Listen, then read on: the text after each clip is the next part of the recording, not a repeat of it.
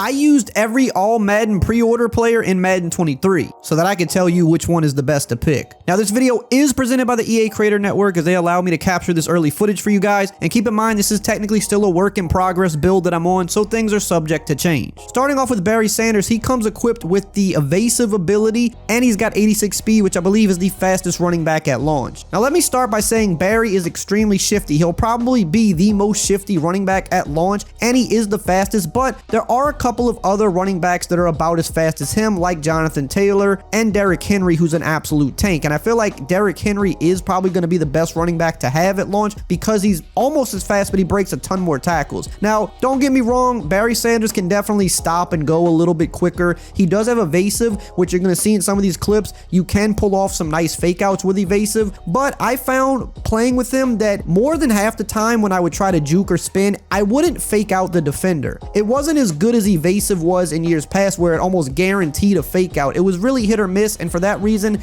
I just don't think he's the best option to go with. Now, any of the next three guys, in my opinion, are all solid picks for different reasons. Let's start with Cooper Kupp. Now, he comes in at 84 speed, which is not crazy fast, but the real catch about him is, of course, good route running, but he has slot apprentice, and he's probably going to be the only receiver for a minute that can get slot apprentice in the game, which is huge. Now, we're going to show some clips with him right here, some regular clips over the middle. Now, one thing I will say about Kupp, you know, some players in Ultimate Team just seem to play better than others. Watch right here. Things like this happened a little often, I would say. Just crazy catches, crazy broken tackles. You'll see one right here. He just kind of made plays. I don't know if it's a placebo effect type thing. It just felt like he was constantly making plays. But the biggest thing about him, like I said, is that slot apprentice. You could put him on a hot routed cross, which is really good. A hot routed post route, which is one of the best routes in the game. You can put him on a stop and go, which can be pretty good versus man defense. And then you can put him on a corner. Now, it's not as good as the corners from years past, but it is still a very effective corner, especially against cover 2. And this can definitely put him in an area of the field where it's tough for the defense to defend him. Here we're going to look at the hot routed post. If you're a heavy passer, it's going to be hard to pass up on this guy because he's going to make any formation you run better with the ability to put these extra hot routes out there. And on top of that, you saw some of the animations he was getting. Again, that could have just been my luck with him, but he seems like he's going to be a really solid receiver for the early portion of Madden 23. Next up, we've got Kam Chancellor. He's coming in at 85 speed, which is not bad for the start of the year. 88 hit power, high zone coverage, good man coverage for a safety, and he comes equipped with Enforcer. Now, Cam is going to be one of your more versatile players. Here we have him at linebacker. We're actually loop blitzing with him because of his good speed and his good tackling. Here we're using with Micah Parsons, but watch, Cam actually is going to steal the pass from me. He steals my interception, and he makes plays like that. Good defenders are going to break on the ball a lot better this year, and of course, he has Enforcer. Now, it's not as OP as last year, but look how we just knocked Derrick Henry to the ground.